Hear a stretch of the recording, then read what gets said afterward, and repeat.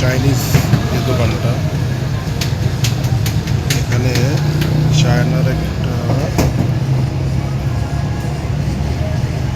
কি বলে এটাকে, রুটি বানায়। এটা হলো রুটি, এটা মারাত্মকভাবে চলে এবং এত চলে যে এখানে হিউজ লাইন থাকে, হিউজ লাইন, এবং 100-200 মানুষের লাইনও থাকে অনেক সময় এই জায়গাটাতে।